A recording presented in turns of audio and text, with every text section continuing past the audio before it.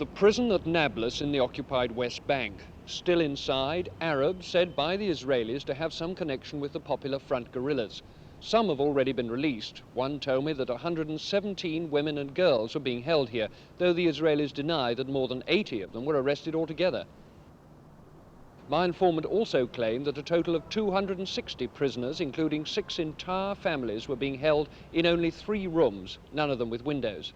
We were not allowed to see for ourselves. It is admitted that the prisoners have been on hunger strike. Many Arabs, of course, have not been touched by the arrests. Hikmat Masri, once Speaker of the Jordanian Parliament, has few problems even today in travelling to Amman.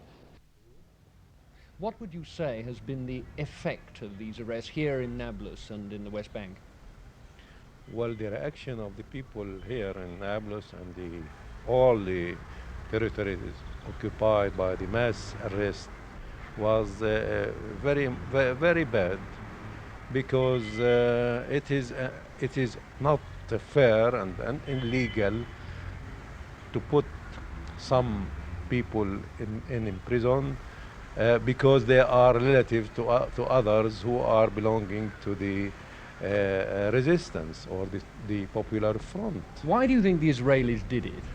I don't know. It's they are stupid. Those who have decided this action were stupid, I believe. They didn't serve their case. They have lost their case because of this action. These mass arrests are bitterly resented not just here in Nablus, but by every Arab in the occupied territories.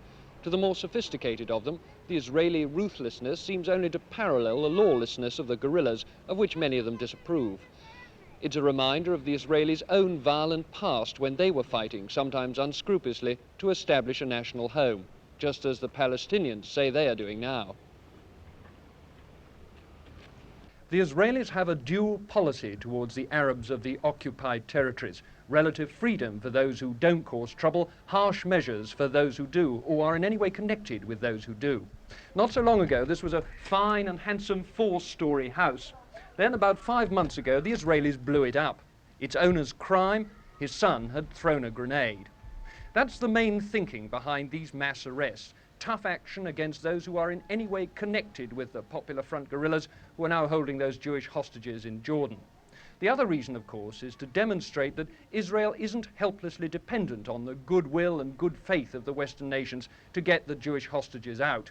After all, Israel has almost absolute power now over 1.25 million Arabs in the occupied territories.